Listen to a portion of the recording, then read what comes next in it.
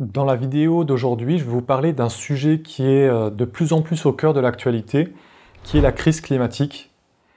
Comme vous savez, depuis plusieurs décennies, il y a comme une crise climatique, c'est-à-dire que face à l'activité humaine, la Terre est dans un dérèglement, elle n'est plus dans une harmonie, elle est comme déréglée, et donc il y a une crise climatique qui est liée à la vie de l'homme, à son activité. Et j'aimerais vous donner le point de vue essénien parce que pour moi, cette crise climatique, elle ne se limite pas à l'activité humaine, mais elle va bien plus loin. En fait, elle est liée au lien que l'homme a avec la nature, avec son âme et avec les mondes supérieurs. Depuis plusieurs siècles, l'humanité a commencé à s'écarter de la Terre, à s'écarter d'une vie simple et d'un lien vivant avec la Terre. Il y a encore quelques siècles, les êtres humains vivaient beaucoup plus proches de la nature. Ils vivaient beaucoup plus proches de la Terre et dans un respect naturel. Il y avait un contact, il y avait un respect et il n'était pas question de détruire, de polluer, de transformer le génome. Il n'était pas question de toutes ces choses. Mais avec le temps et avec l'évolution, nous nous sommes tournés, l'humanité s'est comme orientée vers un développement matérialiste et vers une technologie. Donc, pendant plusieurs siècles, il y a eu comme beaucoup de travaux, beaucoup d'énergie qui a été mise, et c'est comme si l'humanité a voulu prendre un tournant qui était de sortir d'un mode de vie plutôt simple pour vivre par elle-même aux dépens de la Terre. Alors, la technologie s'est développée, les êtres humains se sont dit cette technologie, elle est géniale, elle va nous permettre de faire plus de choses, de vivre mieux sur la Terre, de vivre dans un confort, de vivre sans maladie, de vivre sans problème. Et cette technologie s'est développée. Sauf qu'on en arrive aujourd'hui où on se rend compte que cette technologie et que ce mode de vie que nous avons, qui est uniquement orienté vers un bien-être matériel, vers un bien-être physique, sans prendre en compte tous les autres règnes de l'existence, et notamment les règnes qui constituent notre environnement, c'est-à-dire les règnes de la nature, comme les pierres, comme les plantes et les animaux, comme la vie, comme tous les êtres qui vivent sur la Terre, mais pas uniquement physiquement, parce que dans la vision essénienne, il y a une vie matérielle physique, mais il y a aussi une vie spirituelle. Et même dans la Terre, il y a une vie spirituelle. Alors, nous nous sommes comme écartés de ce chemin, de cette vision, et l'humanité est entrée dans un monde totalement matérialiste, où la seule chose qui compte, c'est le profit, c'est le pouvoir, c'est le bien-être personnel de l'homme et son confort sur la Terre, en développant tout un monde de technologie qui est totalement destructeur. La conséquence de ce bond d'évolution dans la technologie et de ce choix du mode de vie que la majorité des êtres humains ont choisi, c'est-à-dire de vouloir vivre comme des matérialistes, c'est-à-dire sans valeur religieuse, sans valeur spirituelle, sans valeur plus grande, qui font de l'homme un être digne et noble, parce que le matérialisme, en définitive, c'est l'abandon du divin, c'est le rejet de Dieu. Alors, ce choix du mode de vie matérialiste, de vivre quelque part en dehors de Dieu, de vivre seul, que l'être humain devrait vivre seul comme un être séparé, ce mode de vie et la technologie qu'on a engendrée depuis plusieurs siècles est devenu totalement destructeur. Il y a toute l'exploitation industrielle, la chimie, l'agriculture intensive, avec les pesticides, avec les engrais. Il y a toute l'exploitation du pétrole, des minerais, où on a commencé à vider la Terre en fait de sa substance, de tout ce qui la constitue, pour nous l'utiliser pour notre monde, sans même demander si on avait la permission pour cela. Toute l'activité qui a été engendrée et qui est engendrée aujourd'hui par la technologie que nous mettons en place et qui aujourd'hui est en train de devenir le futur, parce que quand on parle du futur, tous les êtres humains pensent, imaginent et voient un futur entièrement technologique. Mais il faut savoir que ce mode de vie est en train de détruire la mer. On parle d'une crise climatique. Mais en réalité, de qu'est-ce qu'on parle? On parle de la Terre qui est notre mère, parce que la Terre est notre mère, elle est vivante, elle a une âme. Et on parle de la Terre qui n'accepte pas l'homme.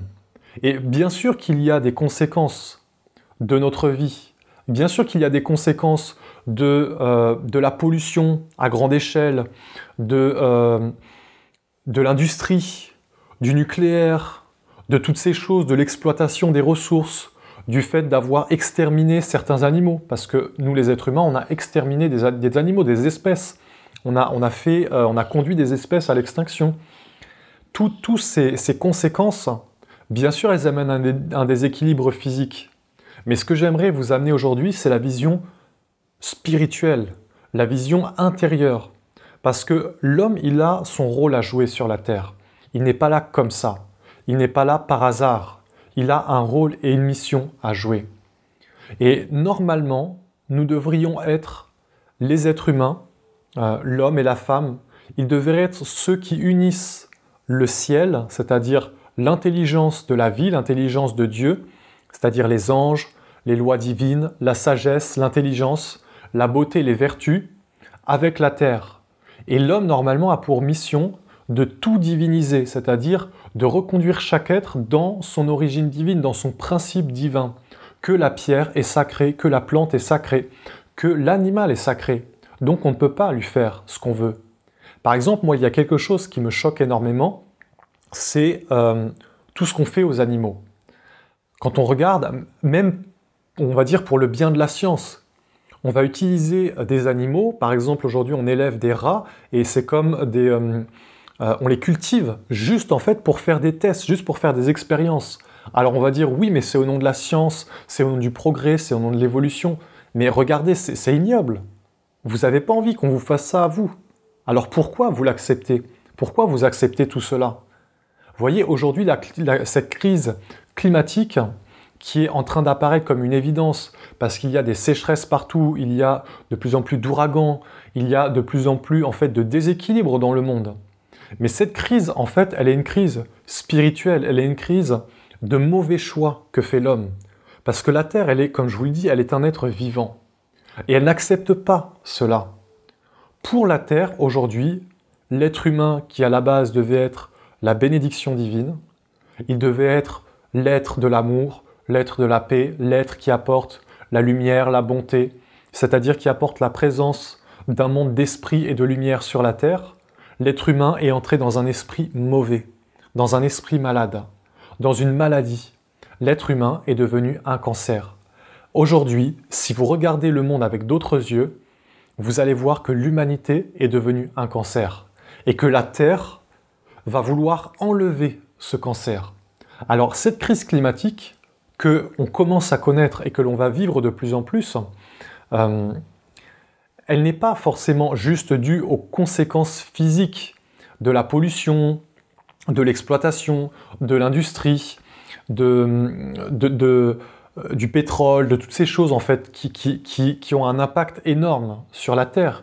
Mais il y a une cause spirituelle qui est celle que l'humanité se sépare du vivant. Elle se sépare du lien avec la Terre, du lien avec les éléments, avec les esprits de la nature, avec les forces naturelles de la vie. Et donc la Terre qui est notre mère, qui est l'intelligence, on l'appelait la mère Terre, la mère divine, cet être sage et intelligent qui est aussi intelligent que... en fait, elle est comme l'intelligence de l'incarnation, l'intelligence de ce qui est, de ce qui existe dans notre monde. De même que notre corps va rechercher à enlever un élément étranger, par exemple, si on ingère un poison, notre corps va chercher à le faire sortir, à l'enlever du corps, parce que sinon c'est la fin du corps.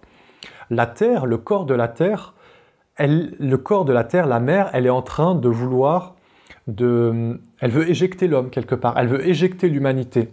Donc il va y avoir une grosse crise climatique, il va y avoir beaucoup de déséquilibre, parce que la Terre ne peut pas accepter cela. Elle ne peut plus accepter les choix spirituels de l'homme, de l'humanité. Elle ne peut pas accepter ses idées. Pour elles, la philosophie que nous cultivons aujourd'hui, avec laquelle nous vivons, c'est une maladie, c'est un cancer, c'est une peste. Donc la crise climatique, elle est bien plus large que ce qu'on s'imagine. Aujourd'hui, on nous dit, voilà, on va mettre des panneaux solaires, des éoliennes, on va faire de l'énergie propre et tout ça, mais vous pouvez faire tout ce que vous voulez, tant qu'on ne reviendra pas à une vie en harmonie avec la Terre et avec tous ses règnes, tant qu'on ne sera pas dans un respect des pierres, des plantes, des animaux, tant qu'on ne sera pas des êtres dignes et nobles, c'est-à-dire des êtres humains dans la royauté, dans la dignité, c'est-à-dire des êtres humains qui sont unis à un principe supérieur, qui sont unis à leur âme et à des divinités, tant qu'on ne sera pas des êtres de lumière sur la Terre cherchera à détruire l'homme. Elle cherchera à s'en libérer comme notre corps se libère d'un poison. C'est le message que je veux vous transmettre. Alors, changez votre vision. Essayez de vous éveiller face à la vraie maladie. La vraie maladie, c'est pas juste à l'extérieur, c'est le mode de pensée, le mode intellectuel de la philosophie occidentale. Ce mode de penser et de voir le monde qui est profondément négatif parce qu'il sépare l'homme de son environnement et de son être vrai. Aujourd'hui, la seule chose que nous avons à faire, c'est de retourner vers la Terre. Et c'est de retourner vers notre être vrai. Aujourd'hui, le monde divin veut transmettre à l'homme ce chemin. Il veut éveiller l'humanité. On est dans cette période que Saint Jean a appelée l'Apocalypse.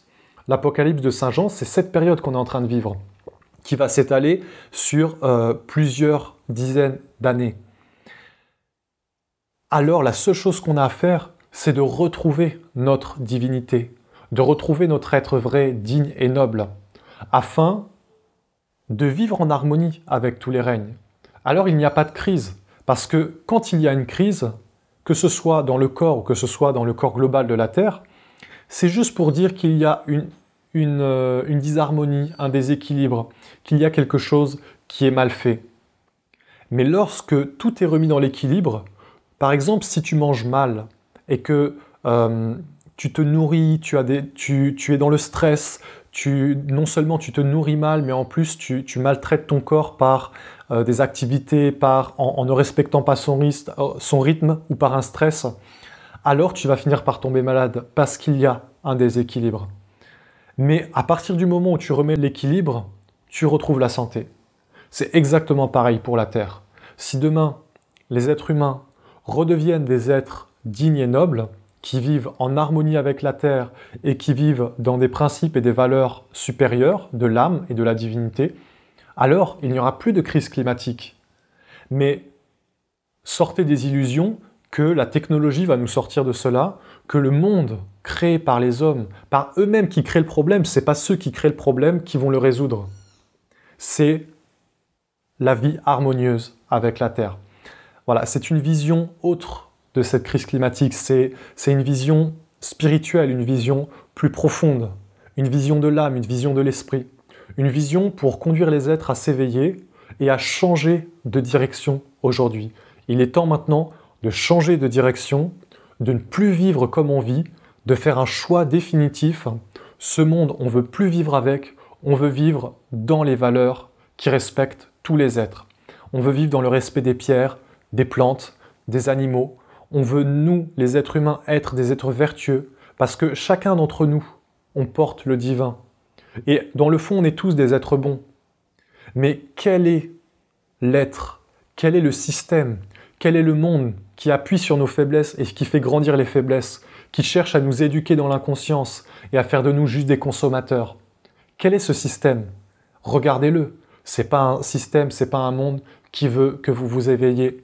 C'est pas un monde qui veut que vous soyez des êtres de lumière. C'est un monde qui veut que vous soyez des consommateurs inconscients, c'est-à-dire des moutons qui vont aller à droite ou à gauche quand on va leur dire d'aller à droite ou à gauche, qui vont se vacciner quand on va leur dire de se vacciner, qui vont se pucer quand on va leur dire de se pucer, qui vont faire tout ce qu'on leur dit sans réfléchir, sans individualité propre, sans pensée individuelle. Donc, vous avez une vision totalement différente de changer la vie intérieure pour changer l'extérieur. Et non pas de chercher d'agir à l'extérieur, non pas de chercher à dépolluer et à régler tous les problèmes par des solutions extérieures. Ce qu'il faut, c'est transformer l'intérieur et faire de l'homme un être de lumière. Et s'il est un être de lumière, il va vivre dans la sagesse, dans l'intelligence, dans le respect de la terre, dans le respect de l'environnement, comme un être bon, sage, lumineux, intelligent. C'est un autre point de vue, une autre vision de cette crise climatique. Cette crise climatique est pour moi un non-respect, un éloignement de la terre, de la divinité de la terre qui est notre mère. La mère, elle est omniprésente dans ta vie. C'est elle qui te nourrit, c'est elle qui te donne l'eau, c'est elle qui te donne la pensée, c'est elle qui t'a donné ton corps, qui te donne tous les nutriments, mais elle te donne aussi l'âme et les mondes invisibles.